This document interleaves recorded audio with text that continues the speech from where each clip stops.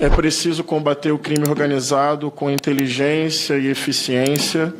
Esse é o pressuposto da minha fala. Método da minha fala. A partir de dados do Rio de Janeiro, eu vou elaborar perguntas ao governador. Então, esse é o método. Eu apresento um dado e depois faço uma pergunta. Na mega operação que foi feita recentemente na Penha, no Alemão, ela não realizou a maior parte dos mandados de prisão. A maior parte dos criminosos acabou fugindo, mesmo com a contenção feita pela polícia ao redor. Também não prendeu as principais lideranças do Comando Vermelho e, no mesmo dia, o Comando Vermelho continuava com o domínio territorial sobre a Penha e o Alemão. Pergunta: como desenvolver, a partir da PEC, mecanismos de inteligência e maior efetividade das operações policiais para o enfraquecimento do crime organizado? Segunda pergunta. Na mega operação policial feita no Rio, que não realizou a maior parte dos mandados de prisão, que a maior parte dos criminosos fugiu, que as lideranças do Comando Vermelho não foram presas, que o Comando Vermelho continuou no mesmo lugar, foram mortos 5 policiais. Pergunta: como desenvolver, a partir da PEC, operações que possam proteger a vida dos funcionários do Estado, não colocando a polícia para matar e morrer, sem efetividade no combate ao crime organizado? Pergunta número 3. De 2020 para cá, aconteceram as chacinas mais letais da história do Rio de Janeiro, segundo dados do GNI, retirados de fontes oficiais do governo do Estado. Nesse mesmo período de maior letalidade policial, o Comando Vermelho vem expandindo seu domínio territorial. Então, pergunto ao governador: qual é o parâmetro para continuar insistindo numa política baseada na letalidade? E quais os parâmetros a PEC pode ter para ajudar na redução da letalidade policial? Trago outro dado. 2019, 2021, 2022, 35% da letalidade violenta na região metropolitana do Rio de Janeiro foi da própria polícia, ou seja, 35% dos homicídios foram cometidos pela polícia. Em 2013, 9,5%. Se eu comparo 2013 com 2022, um aumento significativo da letalidade policial. Nesse mesmo período, as facções criminosas aumentaram o seu domínio territorial. Então, letalidade policial em ascensão não está significando redução do crime organizado. Qual a razão para continuar achando que a política de segurança baseada na letalidade vai, de fato, enfrentar o crime organizado? Quarta pergunta.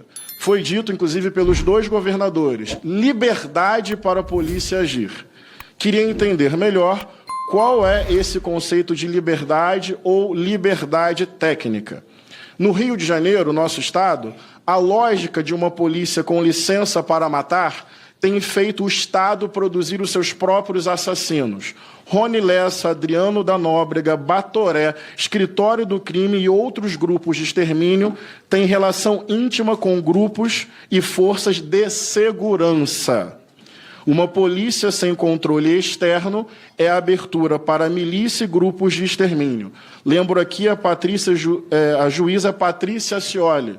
Ela foi morta por PMs a mando de um comandante porque estava denunciando matança sem critério, grupo de extermínio e formação de milícia no batalhão de São Gonçalo. Qual é a ideia para a PEC e para o governo do Rio enfrentar o crime, não quando ele é paralelo ao Estado, mas se organiza dentro do Estado, com braço na polícia e na política, inclusive no alto escalão? Próxima pergunta. Estou aqui com um gráfico que mostra a evolução do domínio territorial da milícia e do Comando Vermelho no Rio de Janeiro. E aí, a partir disso, transponho para uma pergunta na PEC. Segundo esse gráfico, hoje, na região metropolitana do Rio de Janeiro, são quase 200 quilômetros quadrados sob domínio da milícia, organização criminosa. Quase 250 quilômetros quadrados sob domínio do Comando Vermelho, também organização criminosa. De fato, no último período, há uma expansão do Comando Vermelho. mas a diferença não é tão grande entre Comando Vermelho e milícia em quilômetros quadrados de domínio territorial na região metropolitana. Agora eu trago um dado sobre operações policiais em áreas de Comando Vermelho e de milícia, de 2007 a 2023.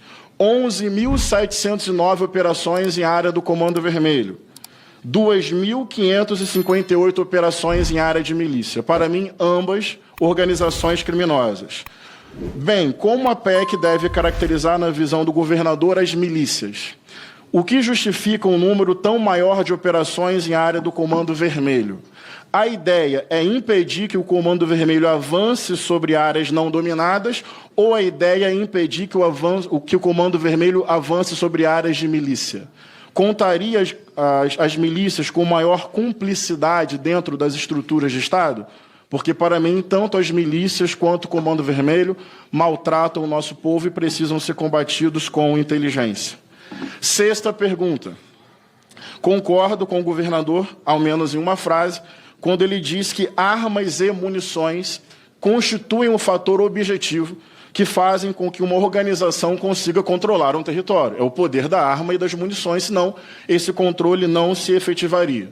Segundo informações da Polícia Civil, na mega operação, na chacina operada na Penha, no Alemão, vários fuzis vieram do Exército da Argentina, do Peru e do Exército Brasileiro. Segundo... Venezuela, obrigado. Ou seja, a favela não produz fuzil. Do Instituto Sou da Paz, com base em dados oficiais, existe um fluxo contínuo de tráfico de armas e munições, de forças de segurança para o próprio crime organizado. Ou seja, são diversas as matérias, eu nem tenho tempo aqui de mostrar, que a corrupção policial acaba sendo um dos fatores de desvio de armas e munições para o próprio crime organizado. E isso enfraquece, inclusive, os muitos bons policiais, juízes e promotores, lembrando que a juíza Patrícia Scioli foi assassinada porque estava denunciando corrupção policial que alimenta o crime organizado. Pergunta ao governador, como nós podemos asfixiar o tráfico de armas e munições para as organizações criminosas e como a integração com a Polícia Federal, com a Receita Federal, com as forças da fronteira, podem contribuir efetivamente com isso. Penúltima pergunta, qual a opinião do governador e como pode ajudar a PEC no uso de câmeras corporais em uniformes policiais por meio de gravação ininterrupta? O senhor avalia que poderíamos ter um parâmetro de obrigatoriedade para isso? O senhor avalia que essas câmeras constituem desconfiança ou apenas, que é a minha opinião, transparência sobre a atividade policial? Se nós tivéssemos, eu não sei se temos, a gravação do que aconteceu no Rio de Janeiro, não seria bom para todo mundo, para provar as circunstâncias em que aconteceram as mortes? Portanto, a minha defesa é que não é um exercício de desconfiança, mas de transparência para uma atividade que é muito sensível, que é o monopólio do uso da força pelo Estado, que é legítimo, mas tem parâmetro jurídico. Tenho muito medo do que significa liberdade técnica quando grupos de extermínio nascem das próprias forças policiais. E, por fim, de novo, sobre a mega operação, apenas fazendo aqui um resumo dela, prendeu pouco, a maior parte dos criminosos que tinham mandado de prisão fugiu, matou como nunca, 5 policiais morreram. Além disso, o Comando Vermelho continuou exatamente no mesmo lugar e das pessoas mortas, que não eram policiais, e somente com perícia e com gravação vamos entender as circunstâncias, sem romantização do crime, e o Estado tem o legítimo uso da força, só não pode chegar matando, nem no Leblon, nem no Alemão, 17 pessoas não tinham sequer antecedente criminal. A circunstância da morte só com a gravação. Estou juntando essas informações. A pergunta que eu faço é: se fossem 17 pessoas brancas, moradoras de um bairro elitizado do Rio de Janeiro, sem antecedente criminal, qual seria a presunção? Foi confronto ou foi execução? Se na PEC da segurança não devemos lembrar que marcadores de território, marcadores de cor da pele ainda definem quem são os cidadãos e não são os cidadãos. Porque me espanta uma operação que prende quase ninguém que tinha que prender, mata muito, morre policial, a maior parte dos criminosos foge, ser chamada depois de sucesso. Para mim, massacre absolutamente ineficiente, com banho de sangue para espetacularização política.